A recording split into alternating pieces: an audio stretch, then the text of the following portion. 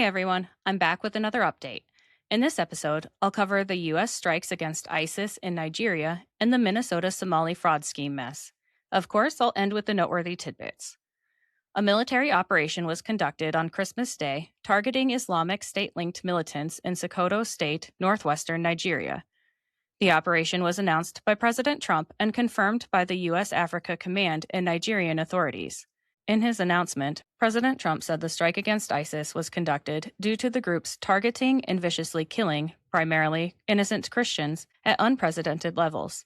Trump later told outlets that the strikes were delayed from Christmas Eve to Christmas Day to serve as a symbolic Christmas present to the militants, emphasizing vengeance and protection of Christians. The strikes involved more than a dozen Tomahawk cruise missiles launched from a U.S. Navy warship in the Gulf of Guinea, plus 16 GPS-guided precision munitions from MQ-9 Reaper drones. The targets were two ISIS-linked camps in the Bounty Forest, described as hideouts used by foreign fighters infiltrating the Sahel region to plan large-scale attacks in Nigeria. The operation was conducted at the request of and in close coordination with the Nigerian government under President Bola Tinubu, involving shared intelligence. AFRICOM's initial assessment reported multiple ISIS militants killed, with camps decimated or neutralized. Nigerian officials confirmed success against ISIS elements attempting to penetrate from the Sahel, stressing no civilian casualties occurred, though debris from munitions fell in nearby areas, causing explosions, fires, panic, and homes to shake. Trump had warned back in November of potential U.S. intervention to protect Nigerian Christians, criticizing prior administrations and threatening action, and War Secretary Pete Hegseth said there's more to come. On to Minnesota's Somali Fraud Scheme mess. A viral video shows journalist and investigator Nick Shirley and others visiting Somali-owned daycare facilities in Minneapolis. They reported empty buildings with no children present during business hours, misspelled signs, and staff reacting defensively or calling police when questioned about high enrollment numbers and millions in funding. Representative Emmer publicly demanded answers from Governor Tim Walz over a specific alleged fake daycare receiving $4 million despite no apparent activity. Shirley released 42 minutes of footage of being turned away by every Somali he tries to speak to, and when asking a man in the area if he's seen a child at a daycare over the past 8 years, the man said no, not at all. One Minnesota man said, "I would see these child care centers. I said, well, there aren't any kids there. It's the middle of the day. All these transportation companies going around, and it was always a Somali driver, but they never had a passenger, never ever once. There's one building that has 14 Somali healthcare companies at the same address. There's another building in St. Paul that has 22 Somali healthcare businesses at the same address."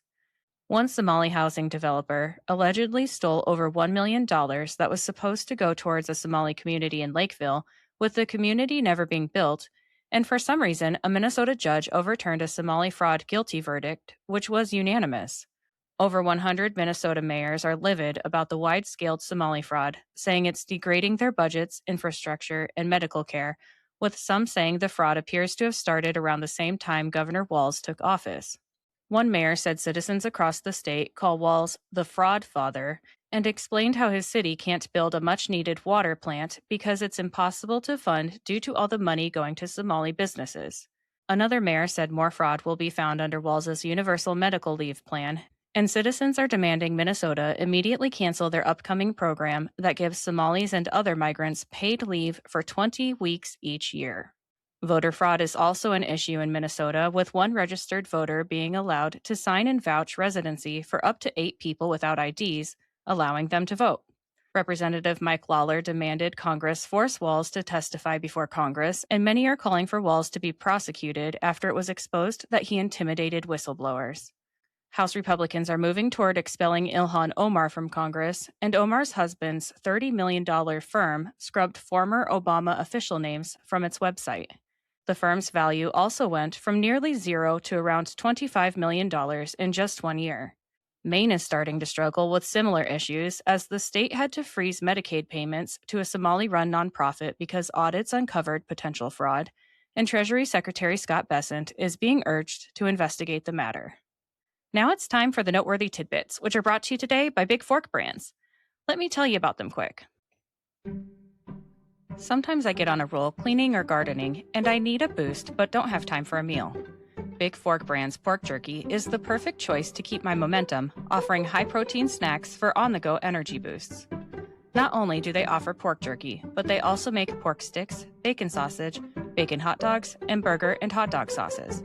Products come in a variety of delicious flavors, including Thai green curry and maple and brown sugar for the meat options, and gangster and Chicago fire for the sauces. I personally think the original flavor of the pork jerky hits just right after tackling a big chore.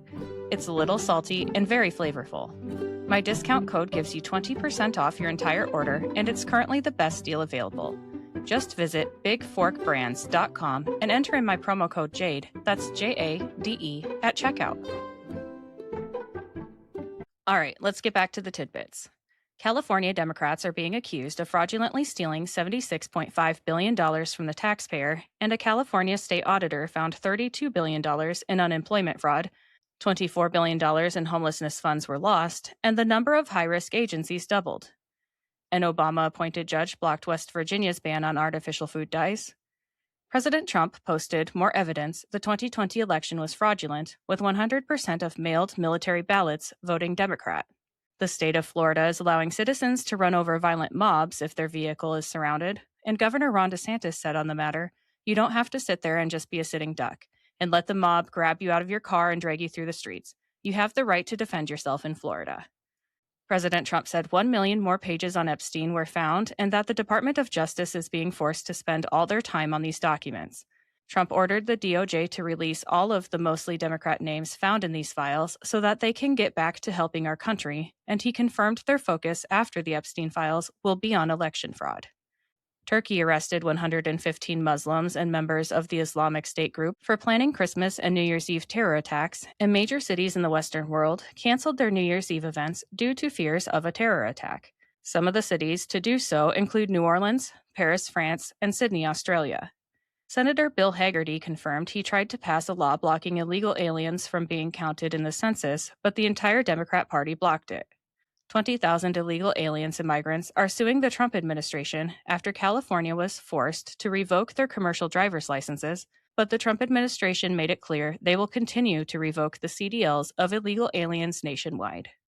Home prices have dropped 27%, according to Lennar Homes. High school students in western North Carolina completed their first tiny home for a Hurricane Helene victim, who is a 75-year-old with cancer. Congratulations are in order for Press Secretary Caroline Leavitt, who announced she is pregnant with a baby girl due in May.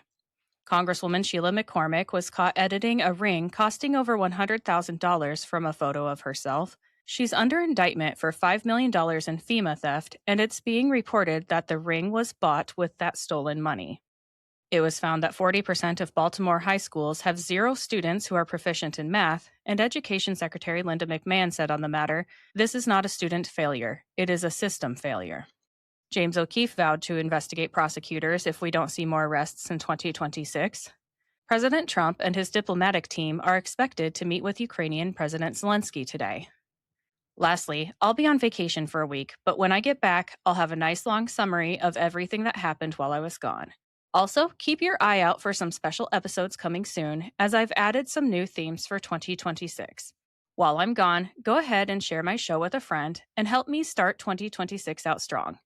Have a great rest of your year.